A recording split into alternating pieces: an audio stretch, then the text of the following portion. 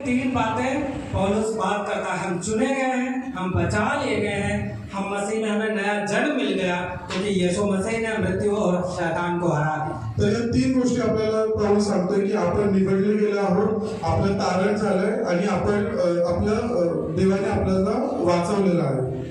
तो अब हम क्या करें? तर आपण काय केलं पाहिजे? पौलुस 4, 5 और 6 अध्याय में बोलता है कि अब हम क्या करें एक नई पहचान होने के नाते। इफिस 4, 5, 6 या अध्यायामध्ये आपली नवीन ओळखीच्या द्वारे आपण काय केलं पाहिजे ते पौल आपल्याला सांगतोय।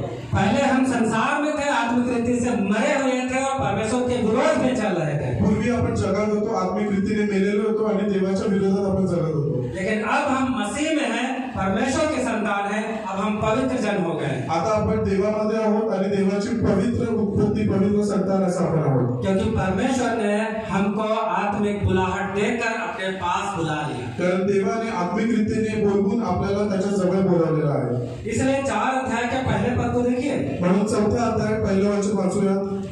पौलुस कहता है, इसलिए मैं जो प्रभु का बंधुआ हूँ तुमसे निवेदन करता हूँ कि जिस बुलाहट से तुम बुलाए गए हो उसके योग्य चाल चलो। म्हणून जो मी प्रभूमध्ये बंदी बांधतो, मी तुम्हाला विनवून सांगतो की तुम्हाला झालेल्या पाचांना शोभेल असे चाला। मतलब क्या है? कहना क्या चाहता है? म्हणजे कह रहा है पौल आपल्याला काय सांगतोय? तुम बुलाए गए हो, आपल्याला बोलवलेलं आहे, संसार से बुला लिए गए हो प्रभु के राज्य में। संसारातून या जगातून देवाने आपल्याला त्याच्या राज्यासाठी पाचारण दिलंय। अब तुम स्वर्गीय नागरिक हो, आता आपण स्वर्गाचे नागरिक अब आहोत। तुम सामान्य आदमी नहीं हो, आता आपण सामान्य मनुष्य नाही आहोत, तुम परमेश्वर के पुत्र और पुत्री बन गए। आता आपण देवाचे पुत्र आणि कन्या झालोय। दुनिया का मालिक अब तुम्हारा पिता है। या संपूर्ण सृष्टीचा मालक हा आपला परमेश्वर आहे। संसार का सबसे बड़ा अधिकारी यीशु मसीह हमारा प्रभु, हमारा राजा है। या जगाचा अधिकारी येशू ख्रिस्त हा आपला प्रभू आहे। अगर आप उसके जन हैं, अगर आप उसके बेटी बेटे हैं, तो अब आपका जीवन उसी बुलाहट के योग्य होना चाहिए। तर जर आपण त्याचे पुत्र आणि कन्या आहोत तर आपलं जीवन त्याला शोभेल असं असलं पाहिजे। इसीलिए पौलुस कह रहा 4 अध्याय के पहले पद में, जिस बुलाहट से तुम बुलाए गए हो उसके योग्य चाल चलो। म्हणून पौल 4 अध्यायाच्या पहिल्या वचनामध्ये आपल्याला बोलतो की ज्या पाचारण्यासाठी तुम्हाला बोलवलंय त्याला शोभेल असं तुम्ही चाला। तो मतलब क्या है इसका कि जिस बुलाहट से बुलाए गए उसके चाल चले। तर याचा अर्थ काय की तुम्हाला ज्या पाचारण्यासाठी बोलवलंय त्याच्यानुसार चाला। 2 बातें ध्यान रखिए। दोन गोष्टींकडे लक्ष द्या। पहली बात, पहिली गोष्ट, यीशु मसीह के जैसे बने। येशू ख्रिस्तासारखं बना। जिस तरह से यीशु चलता था, ज्या पद्धतीने येशू ख्रिस्त जैसा चालत, जीवन यीशु का था, जसं जीवन येशूचं होतं, जो चीजें यीशु करता था, ज्या गोष्टी येशू करत होता आपको भी वही करना है। तुम्हाला पण तेच करायचं, क्योंकि वो परमेश्वर का प्रिय पुत्र था। कारण तो देवाचा प्रिय पुत्र होता। यदि आप परमेश्वर के प्रिय पुत्र और पुत्री होना चाहते हैं जर तुम्हाला देवाचा प्रिय पुत्र आणि कन्या व्हायचं असेल तो आपको वैसा ही जीवन जीना चाहिए जैसा यीशु मसीह जीवन जी रहा। तर तुम्हाला तसं जीवन जगायचं जसं जीवन येशू जगला। तो उसका जीवन कैसा था? तर त्याचं जीवन कसं होतं? वो दीन था, तो नम्र वो होता, नम्र था, तो नम्र होता, उसके अंदर धीरज था, त्याच्यामध्ये संयम वो होता, परमेश्वर से प्रेम करता था, परमेश्वर के लोगों से प्रेम करता था। तो देवावर आणि देवाच्या लोकांवर प्रेम करत होता। वो सताया जाता था, मारा पीटा गया, उसके बाद भी उसने सब कुछ सह लिया आपके और मेरे कारण। त्याला त्रास होत असताना पण त्या सर्व गोष्टी त्यांनी सहन केल्या तुमच्या आणि माझ्यासाठी। उसने परमेश्वर की आज्ञा मानने के लिए अपने आप को क्रूस पर दे दिया। त्याने देवाची आज्ञा पूर्ण करण्यासाठी स्वतःला वादस्तंभावरती दिलं। उसने गसमनी के बगीचे में प्रार्थना किया कि प्रभु पिता हो सके तो यह प्याला टल जाए। गसमनीच्या बागेमध्ये त्याने प्रार्थना केली की पिता जर होत असेल तर हा प्याला माझ्यापासून दूर होऊ दे, लेकिन मेरी नहीं परंतु तेरी इच्छा पूरी। पण माझी नाही तर तुझी इच्छा पूर्ण होऊ दे। वो हर महीने में यहाँ तक कि मरने तक परमेश्वर की आज्ञा पूरी करना चाहता था। तो मरेपर्यंत देवाची इच्छा पूर्ण करू इच्छित होता। यदि आप परमेश्वर के पुत्र और पुत्री हैं जर तुम्ही देवाचे पुत्र आणि कन्या आहात तो आप परमेश्वर के वचन के अनुसार चलिए, तर तुम्ही देवाच्या वचनानुसार चाला, आप उसकी आज्ञाओं को मानिए, त्याच्या आज्ञांचं पालन करा, आप यीशु के जैसा जीवन जिए। येशू ख्रिस्तासारखं जीवन जगा। इसलिए नहीं कि ये करने के द्वारा आपको कुछ मिलेगा, अशासाठी नाही की हे केल्याद्वारे तुम्हाला काहीतरी भेटेल, लेकिन इसलिए करना है क्योंकि पहले से आप बुला लिए गए, परमेश्वर के संतान बना दिए गए। आम्ही तर यासाठी करायचं की देवाने आधीच तुम्हाला पाचारण करून त्याच्या राज्यासाठी बोलवलं। तो पहली बात, अपने बुलाहट के जैसे बनना है, चाल चलना है, उसका मतलब है यीशु के जैसे बने। पहिली गोष्ट जसं पाचारणासारखं चालायचं म्हणजे देवासारखं येशू सारखं बना। और दूसरी बात, संसार के जैसे मत बनिए, जगासारखे बनू नका। 17 पद से आगे देखिए, 17व्या वचनापासून बघूया। यहाँ लिखा है, इसलिए मैं और प्रभु मैं तुम्हें चेतावनी देता हूँ, जिस प्रकार गैर यहूदी अपने मन की अनर्थ रीति पर चलते हैं, तुम आगे को वैसे ना चलो। म्हणून मी हे म्हणतो व प्रभूमध्ये निश्चित अर्थाने सांगतो की परराष्ट्रीय भ्रष्टपणाने चालत आहेत त्याप्रमाणे तुम्ही यापुढे चालू नका। तो अगर आप विश्वासी हैं, जर तुम्ही विश्वासी आहात, अगर आपने यीशु पर विश्वास किया, जर तुम्ही येशूवर विश्वास ठेवलाय, तो आपका जीवन संसार के लोगों के जैसा नहीं हो सकता। आम्ही तर तुमचं जीवन जगिक लोकांसारखं नाही होऊ शकत। संसार के लोग कैसा जीवन जीते हैं? जगातील लोक कसं जगतात? मन की कठोरता उनके अंदर है। त्यांच्या मनामध्ये कठोरता उनसे आहे। आप वचन से कितना भी बात करिए वो सुनेंगे नहीं। तुम्ही वचनाच्या द्वारे किती त्यांच्याशी बोलत आहे, आप उनको चाहे जितना बताइए कि अंधकार के बुरे कामों को, शरीर के कामों को त्याग दो, वो नहीं सुनेंगे। तुम्ही त्यांना सांगा अंधकाराची शरीराची कृत्य सोडा, ते नाही ऐकणार। क्यों नहीं सुनते हैं? ते काम नाही ऐकत, क्योंकि उनकी बुद्धि अंधकारमय हो गई। कारण त्यांची बुद्धी अंधकारमय आहे। वो देख नहीं सकते हैं सही रीति से कि परमेश्वर क्या चाहता ते है। योग्य रीतीने बघू नाही शकत की देवाची इच्छा काय आहे। लेकिन आपके पास परमेश्वर का वचन, पण तुमच्याकडे देवाचं वचन आहे। आपको हर हफ्ते सिखाया जाता है। दर रविवारी तुम्ही वचन ऐकता। आप ये नहीं कह सकते कि हमको मालूम नहीं। तुम्ही हे नाही बोलू शकत की मला वचन जब माहिती आपको आहे। मालूम है, जर तुम्हाला माहिती आहे तो आप परमेश्वर के लोगों के जैसा जीवन जिए। तर तुम्ही देवाच्या लोकांसारखं जीवन जगा। क्योंकि संसार के लोग कारण जगातले लोक लुचपन में लगे रहते हैं, लुचपन मध्ये आहेत, गंदे काम करते हैं, वाईट गोष्टी करतात, व्यभिचार, वासना, कामुकता से भरे रहते हैं, व्यभिचाराने, वासनेने, कामवासनेने भरलेले आहेत। छोटी छोटी बातों में झूठ बोलेंगे, लालच करेंगे, सिर्फ अपने स्वार्थ के लिए जीवन जिएंगे। स्वार्थी जीवन जगतात, खोटं जीवन जगतात, फक्त स्वतःचं जीवन बघतात। उनके पास भी ईश्वर है, त्यांच्याकडे पण देव आहे, लेकिन उनसे केवल वो पाने के लिए जाते हैं। तर ते फक्त त्यांच्या देवाकडे काहीतरी प्राप्त करण्यासाठी जातात। हमारा परमेश्वर पहले से ही सब कुछ उसने हमको दे दिया। आपल्या देवाने आधीच सगळ्या गोष्टी आपल्याला देऊ केल्यात। हम सुन रहे हैं तो उसने सारी आत्मिक आशीष हमको दे दी। देवाने सर्व आत्मिक आशीर्वाद आपल्याला दिले। उसने ये नहीं कहा पहले तुम ये करो तब मैं दूंगा, लेकिन उसने पहले ही दे दिया। आमेन। तो असं नाही बोलला की तू हे कर तर मी तुला आशीर्वाद देईल, त्यांनी सर्व आशीर्वाद आपल्याला आधीच दिले। तो अगर आप उसी तरह से आप यीशु के पास आते हैं जैसे संसार के लोग अपने ईश्वरों के पास जाते हैं, तो आप में और उनमें कोई अंतर नहीं। जर जगातली लोक त्यांच्या देवी देवतांकडे जातात काहीतरी प्राप्त करण्यासाठी, तशा रीतीने जर तुम्ही येशूकडे येता तर तुमच्यात आणि त्यांच्यात काही अंतर नाही। तो बुलाहट के योग्य चलने के दो अर्थ हैं। तर आचरणानुसार चालणे याचे दोन अर्थ आहेत। पहिलं यीशु के जैसे बनिए, येशू सारखे बना। दुसरं संसार के जैसे मत बनिए। संसार म्हणजे जगाच्या समरूप होऊ नका। 25 पद को देखिए। 25वें वचन वाचूया। इस कारण तुम में से प्रत्येक झूठ बोलना छोड़कर अपने पड़ोसी से सच बोले, क्योंकि हम आपस में एक दूसरे के अंग हैं। इफिस 4:25 म्हणून लबाडी सोडून देऊन तुम्ही प्रत्येक जण आपापल्या शेजाऱ्याबरोबर खरे बोला, कारण आपण एकमेकांचे अवयव आहोत। 26 पद, क्रोध तो करो पर पाप न करो, तुम्हारा क्रोध सूर्यास्त तक होने तक बना न रहे। 26 तुम्ही रागवा परंतु पाप करू नका, तुम्ही रागात असताना सूर्य मावळू नये। और 27 पद देखिए, शैतान को अवसर ना दो, शैतानाला वाव देऊ नका। जब आप यीशु के जैसे नहीं चलेंगे तो बार बार आप शैतान को अवसर देंगे कि वो आपके जीवन से लाभ उठाए। आमेन। जर का आपण देवाच्या वचनानुसार नाही चाललो तर आपण शैतानाला संधी देऊ की त्याने आपल्या जीवनात कार्य करावं। आप यीशु को प्रसन्न करना चाहते हैं कि शैतान को प्रसन्न करना चाहते हैं? तुम्हाला येशूला प्रसन्न करायचं आहे की शैतानाला प्रसन्न करायचं आहे? तो जैसे यीशु चलता था वैसे ही चलिए। तर जसं प्रभू येशू ख्रिस्त चालला तसंच तुम्ही चाला। शैतान के जैसे मत चलिए। शैतानासारखं चालू वो नका। झूठ का पिता है, तो असत्याचा पिता वो आहे, हत्यारा है, तो हत्यारा वो आहे, लोगों को भड़काता है, तो लोकांना भडकवतो, वो फूट डालता है, तो फूट भेद आणतो, संबंध खराब करता है, नातेसंबंध खराब करतो, एकता नहीं रहने देता। युनिटी एकता नाही असून देत। लेकिन हम उस परमेश्वर पे विश्वास करते हैं जो एक परमेश्वर लेकिन तीन जन है। आपण अशा देवावरती विश्वास करतो की तो एकच परमेश्वर आहे पण तो तीन रूपांमध्ये आहे। त्रिएक परमेश्वर पर हम विश्वास करते हैं। तो आपण त्रिएक परमेश्वरावरती विश्वास करतो। उनमें आपस में प्रेम है, त्यांच्या आपापसामध्ये प्रेम आहे, उनमें मेल है, एकता है। त्यांच्यामध्ये युनिटी आहे। तो अगर आप उस परमेश्वर के पीछे चल रहे हैं तो आप में भी मेल और एकता और प्रेम होना चाहिए। जर आपण त्या देवाच्या मागे चालतोय तर आपल्यामध्ये सुद्धा प्रेम आणि युनिटी असली पाहिजे। दूसरी बात देखिए 5वें अध्याय के पहले पद में 5वां अध्यायाचं पहिलं वचन यहाँ पे लिखा है,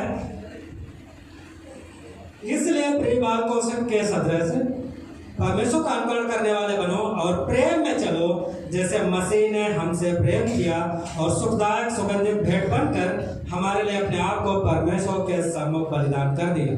तर मग देवाची प्रिय मुले या नात्याने तुम्ही त्याचे अनुकरण करणारे व्हा आणि ख्रिस्ताने तुम्हावर प्रीती केली आणि देवाला सुवास मिळावा म्हणून स्वतःला आपल्याकरता अर्पण व यज्ञ म्हणून दिले, त्याप्रमाणे तुम्ही प्रीतीने चाला।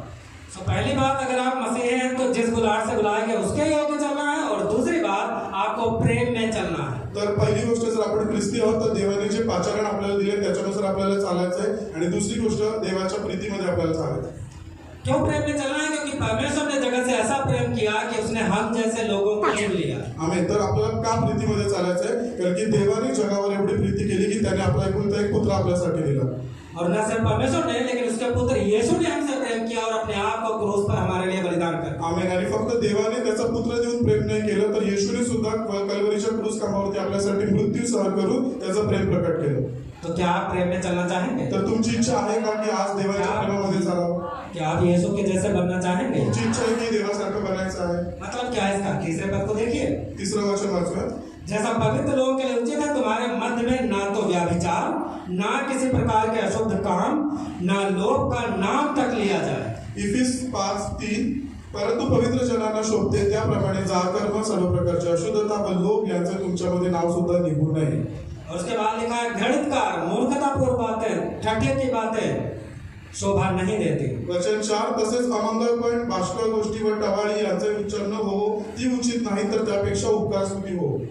तो सारे काम जो आजकल के जमाने में आप देखते हैं, फिल्मों में देखते हैं, जो लोग करते हैं सारे गंदे काम, लुचपन के काम, बुरे काम, आप वो काम नहीं कर सकते. तर जगातील लोक फिल्म मध्ये आपण जे बघतो जी वाईट कामं जी लोक करतात ती कामं आपल्याद्वारे न व्हावी. जवान भाइयों बहनों, जवान तरुण आणि तरुणींनो, आप शरीर के कामुकता वासना के पीछे नहीं चल सकते. शरीराच्या काम वासनांच्या मागे तुम्ही नाही जाऊ शकत. क्यों नहीं चल सकते? क्योंकि यीशु मसीह ने आपसे प्रेम किया और उसने अपने आप को आपके लिए बलिदान कर दिया ताकि आप पवित्र बन जाए. आमेन. कारण की येशूने त्याचं स्वतःचं शरीर आपल्यासाठी बलिदान करून आपण देवासाठी पवित्र व्हावं यासाठी त्याने आपलं शरीर आपल्यासाठी बलिदान केलं. परमेश्वर ने आपको इसलिए नहीं बुलाया कि आप इस संसार के लिए जिए, लेकिन उसने इसलिए बुलाया है, 5वें पद में लिखा, ताकि आप परमेश्वर के राज्य के उत्तराधिकारी बने. आपण स्वतःसारखं जगू नये तर आपण देवाच्या राज्याचे उत्तराधिकारी व्हावे म्हणून देवाने आपल्याला बोलवलं. आप संसार में जीना चाहते हैं कि परमेश्वर के राज्य में जीना चाहते हैं? तुम्हाला जगात जगायची इच्छा आहे की देवाच्या राज्यात जगायची इच्छा आहे? अगर आप परमेश्वर के राज्य में जीना चाहते हैं, उसके राज्य के उत्तराधिकारी बनना चाहते हैं, तो उसके पुत्र के जैसे जीवन जिए. जर तुम्हाला देवाच्या राज्यात चालायची इच्छा आहे तर त्याच्या पुत्रासारखे बना.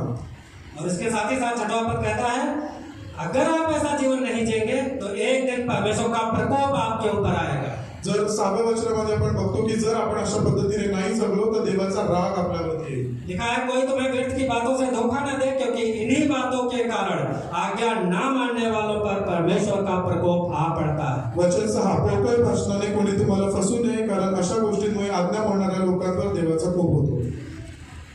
परमेश्वर के प्रकोप से बचिए, देवाच्या रागापासून वाचा, यीशु के पीछे चलिए येशूच्या मागे और चाला पवित्रता का जीवन जिए. आणि पवित्र जीवन जगा. 2 और बातें. अजून 2 गोष्टी.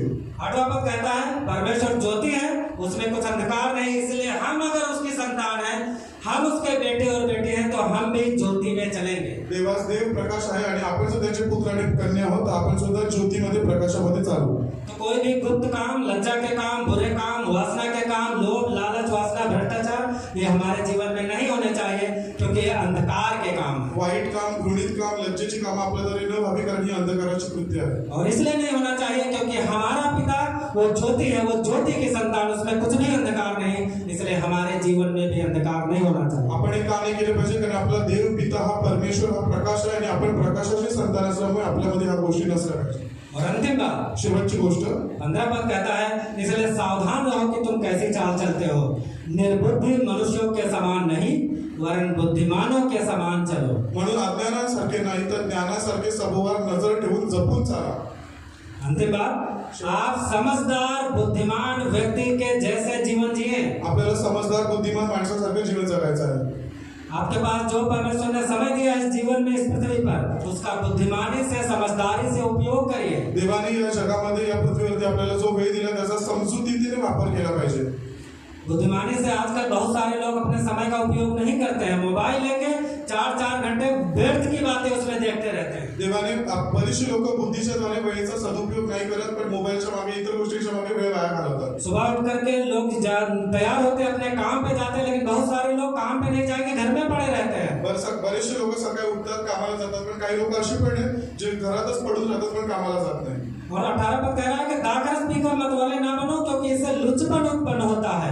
बहुत सारे लोग दारू पियेंगे, मदिरा पियेंगे, घर में पड़े रहेंगे, कोई काम नहीं करेंगे. बरेचसे लोक दारू पितील आणि दारूमध्ये मस्त होऊन काही काम न करता घरातच पडून राहतात. अगर आप परमेश्वर के बेटी और बेटे हैं, जर तुम्ही देवाचे पुत्र आणि कन्या आहात, अगर आप उसके राज्य के उत्तराधिकारी हैं, जर तुम्ही त्याच्या राज्याचे वतनदार आहात, तो आप बुद्धिमानी से चलिए। तर आप बुद्धीने चला आप अंधकार के लोगों के जैसे नहीं चल सकते, आणि अंधकाराच्या लोकांसारखे चालू नका, लेकिन आप समझदार लोगों के जैसे जीवन जिए। म्हणून तुम्ही समजदार आणि बुद्धिमान लोकांसारखे जगा। क्यों समझदार लोगों के जैसे जिए? क्योंकि परमेश्वर ने अपने आत्मा से हमको भरा है। कारण देवाने त्याच्या आत्म्याने आपल्याला भरलेलं आहे।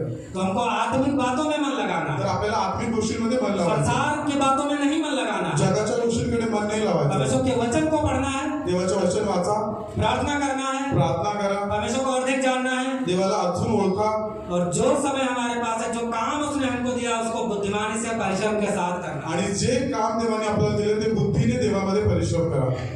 सो 4 बातें हमने इस 4 और 5 अध्याय में देखी। 4 आणि 5व्या अध्यायामधून आपण 4 गोष्टी शिकल्या। पहली बात, परमेश्वर ने हमको मसीह में बुलाया है। पहिली गोष्ट, देवाने ख्रिस्तामध्ये आपल्याला पाचारण केलंय, उसने हमसे प्रेम किया, त्याने आपल्याला प्रेम केलं, उसने हमको अपनी संतान बनाया, त्याने आपला पुत्र आणि कन्या बनवलं, उसने हमको अपना आत्मा दिया, त्याने आपल्याला त्याचा आत्मा दिला। इसलिए उसकी बुलाहट के अनुसार हम चलेंगे। का? कारण की त्याच्या पाचारणानुसार आपण चालावं, इसलिए हम प्रेम में चलेंगे, म्हणून आपण प्रेमाने चालू, इसलिए हम अंधकार के जैसे नहीं लेकिन ज्योति में चलेंगे, म्हणून आपण अंधारात नाही तर प्रकाशात चालू। और सबसे बड़ी बात, हम अब मूर्ख नहीं हैं, आणि आपण मूर्ख नाही हो, क्योंकि उसका वचन जो पढ़ते हैं, उसका भय मानते हैं परमेश्वर का, वो लोग बुद्धिमान बनते जाते हैं। कारण की जे त्याचं भय मानतात आणि त्याचं वचन वाचतात ते देवामध्ये बुद्धिमान बनत जातात। तो आप बुद्धिमानों के जैसे जीवन जिए, तर आपण बुद्धिमानासारखं जीवन जगावं, मूर्खतापूर्ण बातों को छोड़ दीजिए, मूर्ख गोष्टी सोडून द्या, क्योंकि एक दिन हम परमेश्वर के अंतर राज्य में जाएंगे, कारण जेव्हा आपण त्याच्या राज्यामध्ये जाऊ या फिर उसके प्रकोप को वो अनंत काल के लिए नरक में उठाएंगे। किंवा मग त्याचा राग झेलून आपण नरकात जाऊ। समझदारी से, बुद्धिमानी से, आत्मा की भरपूरी से जीवन जिए। म्हणून समजदारीने आणि आत्म्याच्या भरपुरीने जीवन जगा। आइए प्रार्थना करें। आपण प्रार्थना करू। परमेश्वर हमारी सहायता कीजिए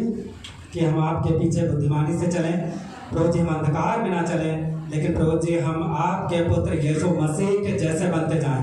परमेश्वर, आप हमारी सहायता कीजिए कि हम किसी भी तरह से शैतान को अवसर ना दें, हमारे जीवन से शैतान लाभ ना ले, लेकिन हर एक बात के द्वारा, हर एक काम के द्वारा परमेश्वर आप प्रसन्न हो, हम आपकी इच्छा पूरी करें। यीशु मसीह के नाम में प्रार्थना करते हैं, आमीन।